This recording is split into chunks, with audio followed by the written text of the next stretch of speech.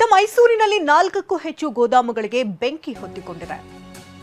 ಮೈಸೂರು ಹೊರವಲಯದ ಕೆಸರೆ ಬಡಾವಣೆಯಲ್ಲಿ ನಡೆದಿರುವಂತಹ ಘಟನೆ ಇದು.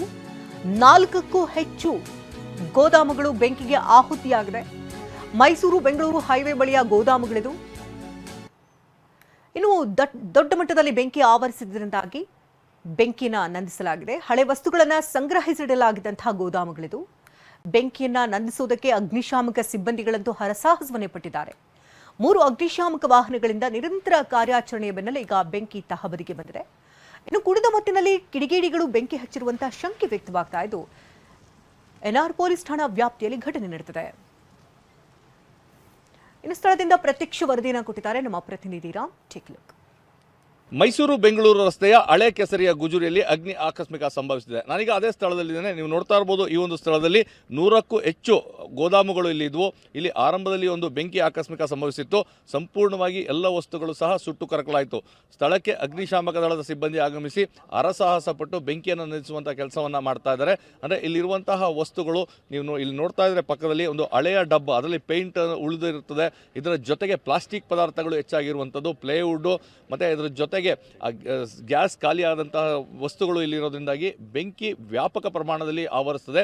ಸಾಮಾನ್ಯವಾಗಿ ಗುಜರಿಯಲ್ಲಿ ಈ ರೀತಿ ಬೆಂಕಿ ಆಕಸ್ಮಿಕ ಸಂಭವಿಸಿದರೆ ಅದನ್ನು ಆರಿಸೋದು ಸಾಕಷ್ಟು ಹರಸಾಹಸದ ಕೆಲಸ ಆಗ್ತದೆ. ಈ ಬಗ್ಗೆ ಮಾತಾಡಲಿಕ್ಕೆ ಅಗ್ನಿಶಾಮಕ ದಳದ ಮುಖ್ಯಸ್ಥರಾದಂಥ ಚಂದನ್ ನಮ್ಮ ಜೊತೆಗಿದ್ದಾರೆ. ಸರ್, ಹೇಗೆ ಆಗಿದಂಥದ್ದು, ಏನಿಗೆ ಅಂತ? ನಮಗೆ ಇಲ್ಲಿ ಬಂದ ಮೇಲೆ ಮಾಹಿತಿ ತಿಳಿದಿದ್ದು ಈ ಬೆಂಕಿ ಸುಮಾರು ಒಂದು 3 ಗಂಟೆಗೆ ಕಾಣಿಸ್ಕೊಂಡಿದೆ ಅಂತ.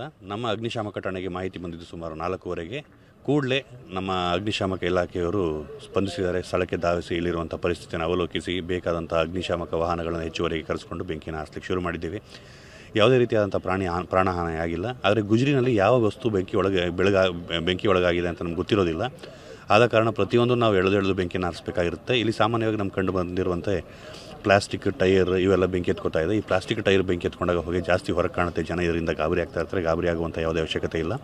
ಇಲ್ಲಿರುವಂಥ ಯೂಸ್ ಪರ್ಫ್ಯೂಮ್ ಬಾಟಲ್ಸ್, ಪೇಂಟ್ ಡಬ್ಬಗಳು ಇವೆಲ್ಲ ಬೆಂಕಿ ಎತ್ಕೋತಾ ಇದೆ.